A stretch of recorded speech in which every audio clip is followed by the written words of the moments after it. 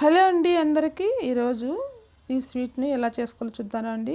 Food colour అలా ఏమి లేకుండా బాగా మంచిగా ఆరోగ్యకరంగా స్వీట్ను రెడీ చేసుకుందాం రండి.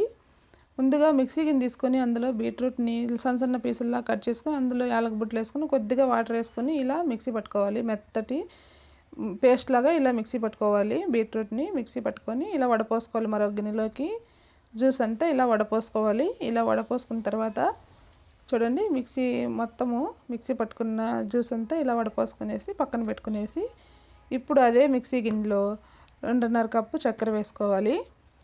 చక్కెర బాగా పౌడర్ లాగా మిక్సీ పట్టుకోవాలి. చూడండి ఇలా వేసుకొని మొత్తం పౌడర్ లాగా మిక్సీ పట్టుకొని పక్కన పెట్టుకుందాం. ఇప్పుడు స్టవ్ వెలిగించుకొని పెనం పెట్టుకొని అందులో ఒక 2 స్పూన్లు నెయ్యి వేసుకున్నాను. నెయ్యి వేసి అందులో కొద్దిగా జీడిపప్పు వేసి ఇలా వేయించుకోవాలి. కొంచెం దోరగా వేయించుకొని పక్కన పెట్టుకుందాం. ఇప్పుడు అదే నెయ్యిలో రవ్వ వేసుకొని వేయించుకోవాలి. 2 కప్పులు రవ్వ వేసాను. రవ్వ వేసుకొని మనము ఉప్మాకి వేసాం కదా ఆ రవ్వని ఇలా వేసుకొని వేయించుకోవాలి. ప్లీజ్ వీడియో చూసి లైక్ చేసి సబ్స్క్రైబ్ చేసుకోండి. ఇంకా మన ఛానల్లో మంచి మంచి వీడియోస్ స్నాక్స్ రెసిపీస్ అన్నీ ఉన్నాయి. ఒకసారి చూసి నచ్చితే లైక్ చేసి సబ్స్క్రైబ్ చేసుకోండి. చూడండి ఇలా నా రవ్వని మొత్తం నెయ్యిలో వేయించుకొని పక్కన పెట్టుకోవాలి.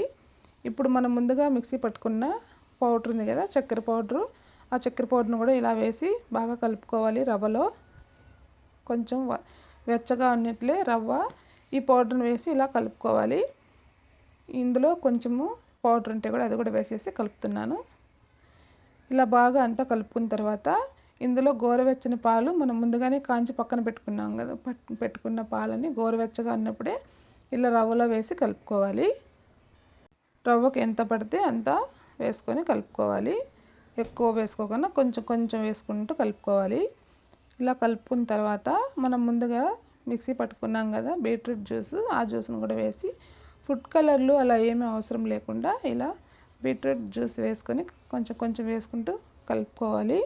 మంచి కలర్ఫుల్గా హెల్త్కి కూడా చాలా మంచిది పిల్లలకు. ఇలా బీట్రూట్ తినకుండా ఉంటారు కదా అలాంటి పిల్లలకు ఇలా రవ్వ లడ్డు చేసి ఇచ్చామంటే ఫుడ్ కలర్లు ఏమీ లేకుండా ఇలా న్యాచురల్గా చేసి ఇచ్చామంటే చాలా హ్యాపీగా తింటారు.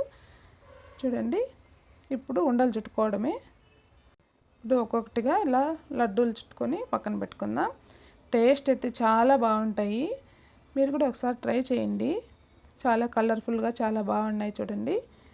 ప్లీజ్ వీడియో చూసి లైక్ చేసి సబ్స్క్రైబ్ చేసుకోండి. వీడియో చూస్తున్నారు కానీ లైక్ చేయడం లేదు.